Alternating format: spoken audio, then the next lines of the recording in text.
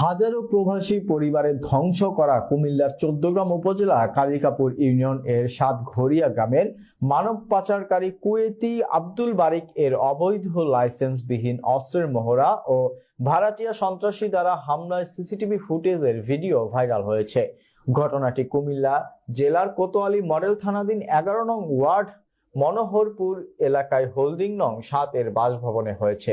Video ও থানায় দায়ের করা অভিযোগ সূত্রে জানা যায় যে সোমবার সকালে বাসভবনে থাকা মোহাম্মদ ওয়াসিম পিতা আলকাস মিয়া নামের এক ব্যক্তিকে হত্যার উদ্দেশ্যে কুয়েতি বারেক পূর্ব পরিকল্পিতভাবে লাইসেন্সবিহীন অস্ত্র ও ভাড়াটিয়া অজ্ঞাত সন্ত্রাসী নিয়ে হামলা চালায়।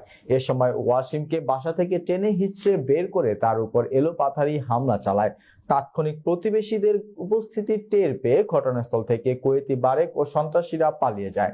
জানা যায় যে এর পূর্বেও একাধিকবার এই কুয়েতি বারেকে সন্ত্রাসী বাহিনীর হামলার শিকার হন অভিযোগ দায়ের করা পরিবারটি। বর্তমানে আবারও হামলার শিকার হয়ে পরিবার জুড়ে আতঙ্ক বিরাজ করছে বলেও জানা যায়।